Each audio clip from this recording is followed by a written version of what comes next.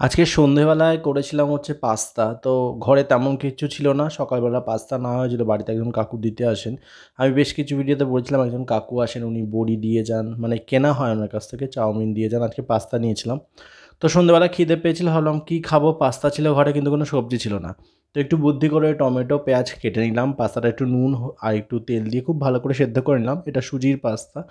আর পাস্তাটা জল ঝরিয়ে নিচ্ছি। একটা বাটিতে নিলাম একটু ঠান্ডা করে।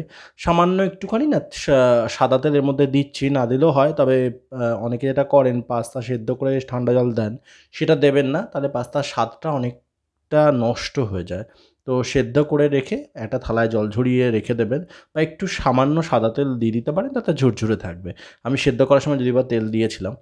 আরেকটা কড়াইতে একটু তেলের মধ্যে শুকনো লঙ্কা ফোড়ন দিলাম, একটু গন্ধের জন্য, ঝালের জন্য না, কারণ শুকনো লঙ্কাটা গোটাই ফোড়ন দিয়েছি। কাঁচা লঙ্কা চিড়ে দিয়েছি, একটু পেঁয়াজগুলো চিলি চিকেনে যেভাবে পেঁয়াজ ইউজ করি রান্নায় আমরা, সেভাবেই আজকে পেঁয়াজটা দিলাম, একটু টমেটো কুচিয়ে দিলাম। ব্যাস, একটু নুন দিয়ে দেবো, খুব তাড়াতাড়ি সেদ্ধ হয়ে যাবে। ঘরে একটুখানি গ্রিন চিলি সস যেটা, সেটা ছিল। আর টমেটো সস ছিল না বলে টমেটো কুচিয়ে দিলাম। ওই সসটা সামান্য একটু অ্যাড করে দেবো এর মধ্যে। দিয়ে পাস্তাগুলো খুব ভালো করে যেটা সেদ্ধ করে রেখেছিলাম সেটা দিয়ে দিচ্ছি, মানে দিয়ে দেবো আর কি। স্বাদ অনুযায়ী একটু নুন দেবো, একটু গোলমরিচের গুঁড়ো দেবো, একটু চিনি দেবো, আর একটু সয়া সস দেবো। ব্যাস রেডি আজকে সবজি ছাড়া পাস্তা। আর সত্যি বলতে একদম সঠিক রিভিউ যেটা, সেই রিভিউটা দিচ্ছি। মানে এটা বলতে চাই যে পাস্তাটা দারুণ হয়েছিল। মাও খেয়েছে সন্ধ্যেবেলা, আমিও খেলাম।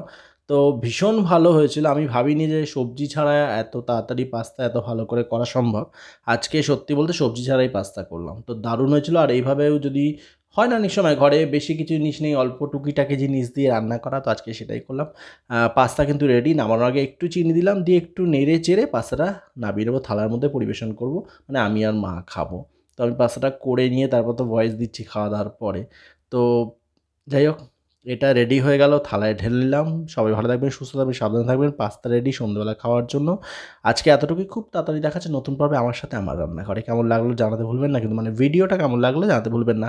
আজকে এতটুকুই। টাটা।